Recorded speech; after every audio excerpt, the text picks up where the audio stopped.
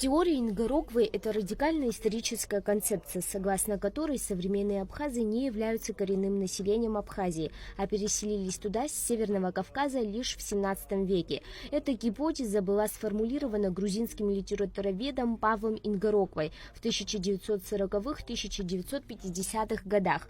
В современной науке теория Ингороквы признана ошибочной, ненаучной и политизированной. Она отвергнута как абхазскими, так и ведущими российскими западными и большинством современных грузинских историков. На сегодняшний день в блогосфере наблюдается активная антиабхазская пропаганда со стороны грузинских пользователей. Теория Ингороквы после долгого периода спячки такой, она вдруг снова возродилась, усиленно поддерживается и становится основным грузинским нарративом, но на уровне общественного сознания, на уровне общества. Вот. Я скажу немножко о других тоже слоях общества, но в основном если посмотреть на блогосферу, на разные уровни представления грузинского общества или грузинских представителей в Абхазии, то эта теория доминирующая. Вячеслав Чирикба отметил, что публикация книги Ингороква вызвала сокрушительную критику со стороны видных абхазских ученых. Сейчас в блогосфере все мы знаем, все мы видим, что шквал, цунами антиабхазской риторики, нарратива, пропаганды. Просто из Грузии идущие. Просто шквал. Такого вот я не помню в свое время. Вот. И он происходит на разных уровнях, на обыденном уровне, там, студенты какие-то, там, просто обыватели, но также и на выше, даже вот и сейчас появилось много роликов, профессионально сделанных с помощью искусственного интеллекта на хорошем русском языке.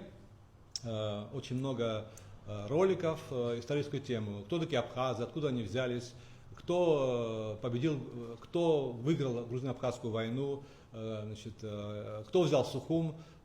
Многие темы, которые абсолютно умаляют, нивелируют роль абхаза вообще в своей собственной истории.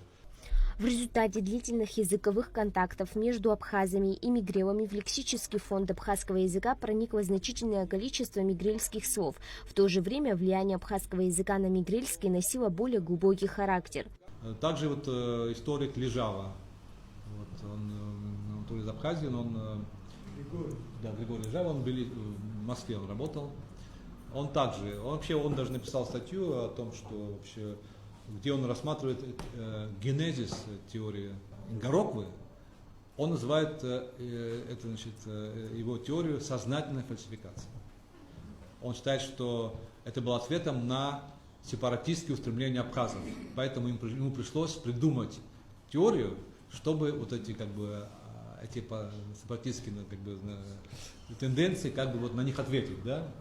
Цель доклада – критический анализ концепции, выдвинутой в литературе Павла Ингороква. В ходе анализа рассматривались ключевые идеи и аргументы автора, их соответствие историческим фактам и контексту, а также влияние на современное понимание абхазской культуры и истории. Милана Агарбе, Аруна Чагава, Заурлиев, Абхазское телевидение.